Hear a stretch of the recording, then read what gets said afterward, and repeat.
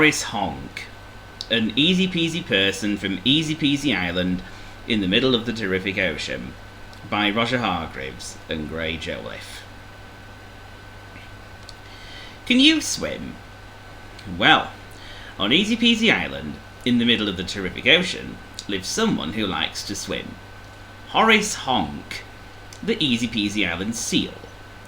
He lives right in the middle of the island in Kipper Cottage. As I said, Horace Honk likes to swim. Likes? He loves to swim. There is nothing he loves to do better. Splish, splosh, splash. But on Easy Peasy Island there are only two places to swim, the river and the sea. And the trouble is, Kipper Cottage is a long way from both of them. Whenever Horace Honk wants a swim, he has to make a long journey to the River Lazy, or an even longer journey to Cosy Cove on the terrific ocean. And by the time he gets there, it's nearly time to come back again. Poor Horace Honk. But then, one day, Horace had a brilliant idea. "Oh, I know," he said.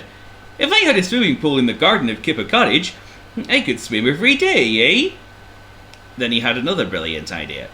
"I will build a swimming pool," he cried. What a clever seal. "A swimming pool is a big hole full of water, eh?" said Horace. "So all I need is a hole. And then I can fill it with water, eh? Easy peasy." Very pleased with his idea, he set off for Littletown straight away. Up High Hill he went, around Curly Corner, down Long Lane, and into Littletown. Horace stood at the bottom of Easy Street and looked at the row of shops. "Now to find what I want, eh?" he said to himself. Horace Honk stood outside Porky Percy the butcher's shop. I won't find one in there," he murmured to himself. He looked at Sticky Stamp's post office. "Nor in there," he said, shaking his head. Can you guess what Horace Honk was looking for? Horace Honk looked into Nat Nuts and Barry Bolt's hardware store.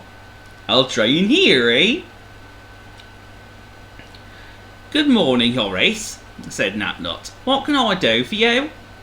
"I would like," said Horace, "to buy a hole, eh?" "Oh, what?" said Nat. "A hole, eh?" said Horace. "How you silly sail," said Nat Nut. "You about finds one here." Oh dear, Horace's idea was not that brilliant, was it? Outside the store, Charlie Oink, the perfectly plump, pink Easy Peasy Island pig, happened to be passing by. "Oh, hello, Charlie," said Horace. "I don't suppose you know of any hills lying about that I can have, do you?" "Isn't that one of the silliest things you ever heard?" "That's the silliest thing I've ever heard," chuckled Charlie. Just then along came Richard Wriggle, the Easy Peasy worm. Richard lived in a hole.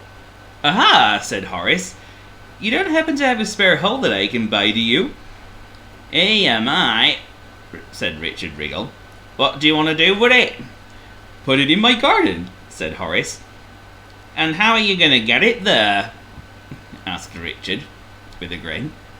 "Oh," said Horace. He thought for a moment. "Perhaps you could post it to me?"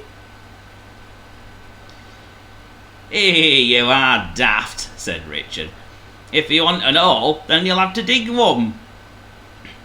"Oh, of course," said Horace. "I hadn't thought of that. Oh, you are clever, eh, Richard?" "Hey, I know," said Richard modestly. Horace went back to Nat Nuts and Barry Bolt's hardware store and bought himself a spade. Then he went home. Up Long Lane, around Curly Corner, over High Hill to Kipper Cottage.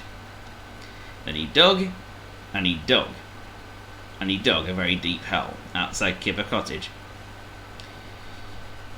The hole was so deep, in fact, that Horace couldn't climb out. Horace Honk was stuck, right at the very bottom of his very deep hole. Not very brilliant. He tried to jump out, but it was no good.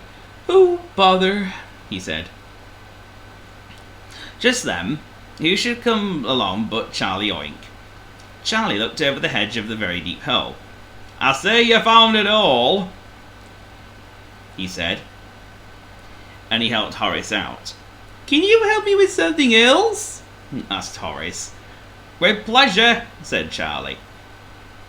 "Help me carry this hole down to the River Lazy and fill it with water, eh?" said Horace. Charlie looked at Horace, then he looked at the hole.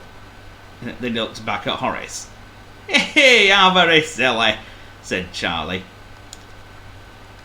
"A hole that big is much so heavy to carry."